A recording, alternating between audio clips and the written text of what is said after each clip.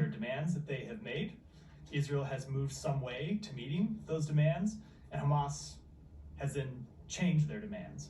And so it certainly does seem like Hamas is more interested in a full-scale regional war.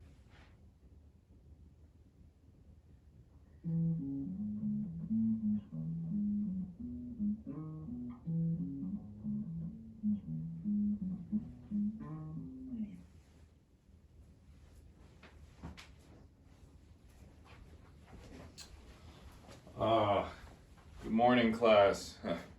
Sorry I'm late. Stuck in traffic. You know how it goes. Oh, God.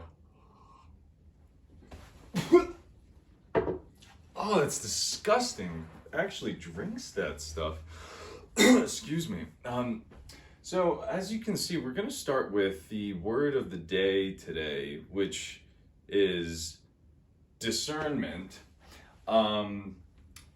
And so, yes, as you can see, it is the ability to tell the differences between different things, nouns, persons, places, or things. For an example, let's take for artwork. You have a painting, like let's say you have a Van Gogh painting, right? It's Starry Night.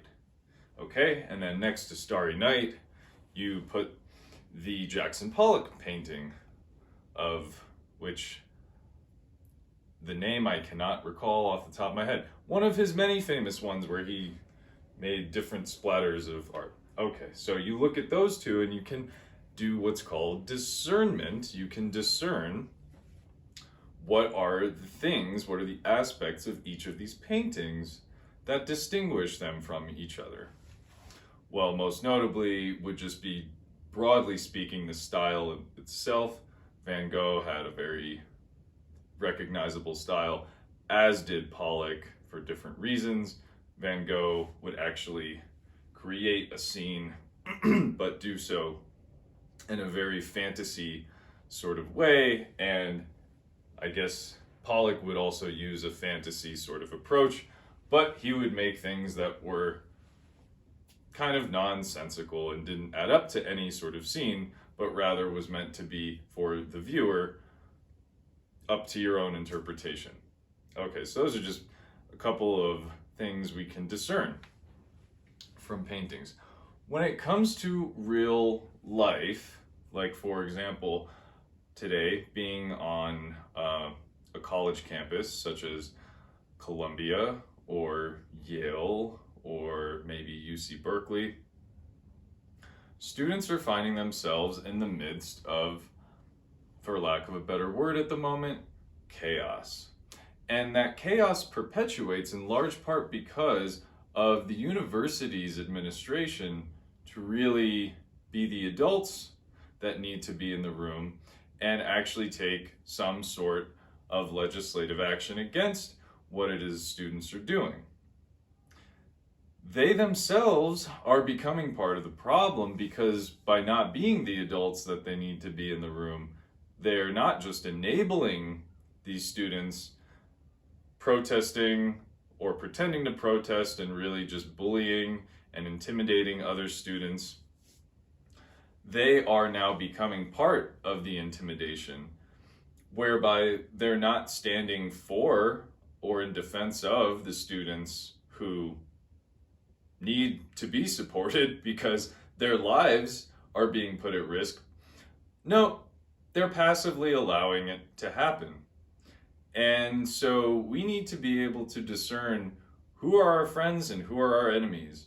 Because if there was one thing in the aftermath of the atrocities committed on October the 7th, if there is one thing coming out of the atrocities on that day 6.5 months ago, it is the lesson that the Israelis are primarily standing alone on this one.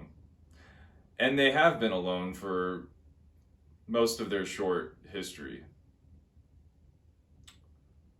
And that's a sad thing, because what's going to end up happening is something akin to what happened during World War II, when certain families said, oh, well, I guess the Nazis aren't coming for us, they're coming for that group, so we're not going to do anything about it. And then the Nazis came for the other groups. They first came for the Jews, and then the gays and the gypsies, and anyone who was non-Aryan or not participating in the Nazi program of some sort of kind of societal superiority that had no tolerance for anything considered the other.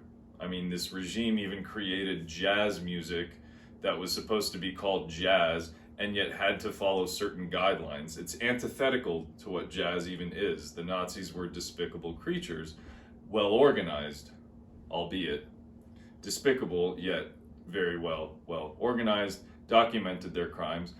But they didn't publicize them the way that Hamas did 6.5 months ago on October the 7th, on that tragic day.